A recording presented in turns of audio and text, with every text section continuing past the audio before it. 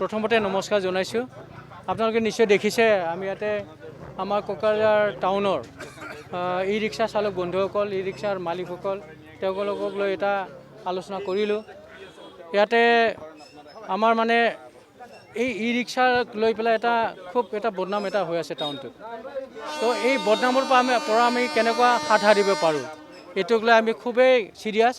তো ইয়াৰ অংশৰূপে আজি আমি ইয়াতে আলোচনা কৰিলোঁ আৰু মই আশা ৰাখিছোঁ আজি যিখিনি আলোচনা কৰা হ'ল ইয়াতে সেইখিনি প্ৰত্যেক ই ৰিক্সাৰ চালক বন্ধুসকলৰ ওচৰত যাব।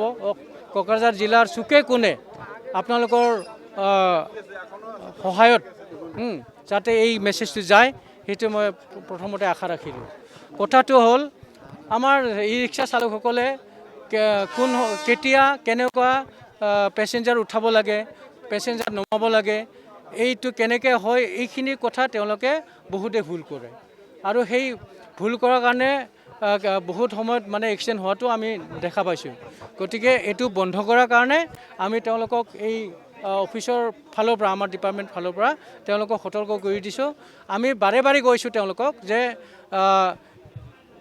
যেতিয়া পেচেঞ্জাৰ এজন উঠিব আহিব, এইটো উঠা সময়ত সুৰক্ষা ব্যৱস্থা যিটো সেইটো আগতে তেওঁ মানে উপলব্ধি কৰিব লাগিব যে পেচেঞ্জাৰ এজন আহিল, তেওঁ হাত দিলে উঠিব খুজি লগে লগে য'ত আছে তাতে গাড়ী ৰখাব, এইটো নহয়। প্ৰথমে গাড়ীখন খুব সুন্দৰভাৱে ছাইডত লৈ যাব লাগিব, সুৰক্ষা জেগাত য'ত মানে কোনো অসুবিধা নাই।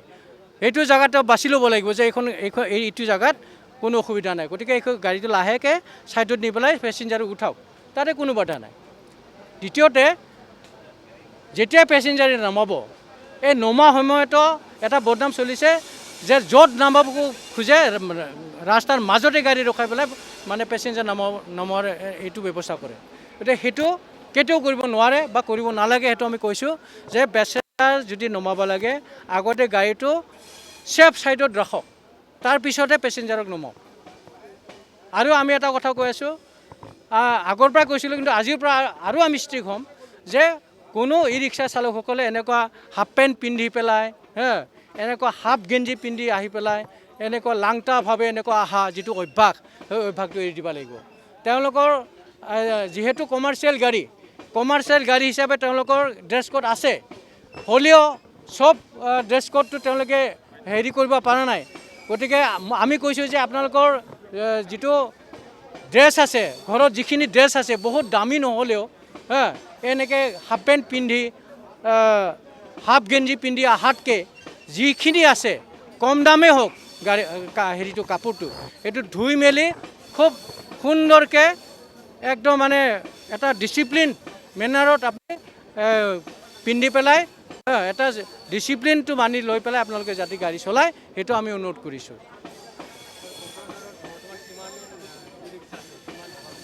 হয়, আপুনি এইটো খুব ডাঙৰ এটা প্ৰশ্ন কৰিছে। আজিৰ তাৰিখত কোকৰাঝাৰটো সৰু এটা টাউন আমি জানো, কিন্তু ইয়াতে ৫,০০০তকৈও বেছি ই ৰিক্সা চলি আছে। তো ইয়াত কি হৈছে, আমাৰ ই ৰিক্সাটো মানে কোকৰাঝাৰ টাউন এৰিয়াৰ বাহিৰৰ পৰা বহুত আহে। তো ই ৰিক্সাৰ যিহেতু আমাৰ পাৰ্মিট ছিষ্টেম নাই, আমাৰ ট্ৰেন্সপৰ্ট ডিপাৰ্টমেণ্টৰ এইটো মানে ই ৰিক্সাৰ তেনেকুৱা পাৰ্মিট ছিষ্টেম নাই যে অমুকতহে চলাব পাৰিব, তমুকতহে চলাব পাৰিব, এনেকৈ গাড়ীবিলাক ইয়াতে আহি চলে। কিন্তু তথাপিও আমাৰ কোকৰাঝাৰ টাউন কমিটি, জিলা প্ৰশাসন, পৰিবহণ বিভাগ, আমি একেলগে লগ লাগি পুলিচ প্ৰশাসন একেলগে লগ লাগি আমি এটা আমাৰ CMV ৰুলত এটা ছেকশ্যন আছে, এই ছেকশ্যনৰ অধীনত আমি দূৰৰ পৰা অহা যিবিলাক গাড়ী সেইটো আমি কণ্ট্ৰল কৰিম বুলি আমি এটা SOP উলিয়াইছোঁ। এইটো খুব কম সময়ৰ কেইমাহমানৰ ভিতৰতে এইটো লাগু হ'ব। এইটো হোৱাৰ পিছত মই আশাবাদী আমাৰ কোকৰাঝাৰ টাউনত ইমানবিলাক ই ৰিক্সা চলোৱাটো আপোনালোকে দেখা নাপাব। বহু সময়ত দেখা যায় একেলগে একে সময়তে ৩-৪টা লাইন তেওঁলোকে গুচি যায়, যাৰ কাৰণে চিভিল মানে জনসাধাৰণৰ খুব অসুবিধা হয় গাড়ী চলোৱা। হয়, এইটোকে ক'লোঁ। আচলতে আমাৰ ই ৰিক্সা চালক বন্ধুসকল বহুত দূৰৰ পৰা কিছুমান আহে আৰু তেওঁলোকে আজিৰ তাৰিখত বহুতে মানে এই গাড়ী চলোৱাৰ যিখিনি নিয়ম, যিখিনি কেনেকৈ চলাব লাগে, সেইখিনি তেওঁলোকৰ ওচৰত মানে এইখিনি জ্ঞান সীমিত বুলি মই ভাবোঁ। আৰু সেইখিনিক লৈ পেলাই আমি ই ৰিক্সা ইউনিয়নক লৈ, ই ৰিক্সা চালক বন্ধুসকলক লৈ পেলাই আমি মাজে মাজে অফিচত এইবিলাক ইনফৰ্মেটিভ এটা মিটো কৰি আছোঁ। আৰু এইটো আমি অলপ বেছিকৈ কৰিম এতিয়া। আগতে মাহত একবাৰ কৰিছিলোঁ, আমি হয়তো এতিয়া সপ্তাহত একবাৰ কৰিম। মোৰ এটা আশা থাকিব, আমাৰ কোকৰাঝাৰ জিলাত যিমানবিলাক ই ৰিক্সা আছে, সেই ই ৰিক্সাখিনিক আমি 1-2 মাহৰ ভিতৰত, মই মেক্সিমাম 2 মাহ লৈছোঁ, চব ই ৰিক্সাসকলক এই গাড়ী চলোৱাৰ নিম্নতম যিখিনি কৰণীয় সেইখিনি তেওঁলোকক আমি জ্ঞান দিম।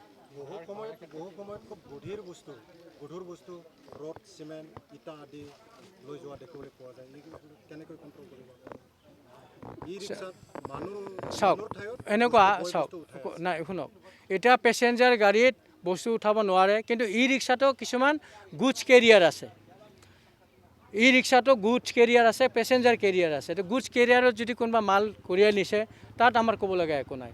কিন্তু যেতিয়া ই ৰিক্সা এখনে এনেকুৱা বস্তু লৈ যায়, আমাৰ নটিচত যদি পৰে, নিশ্চিতভাৱে আমি এইটো একশ্যন ল'ম।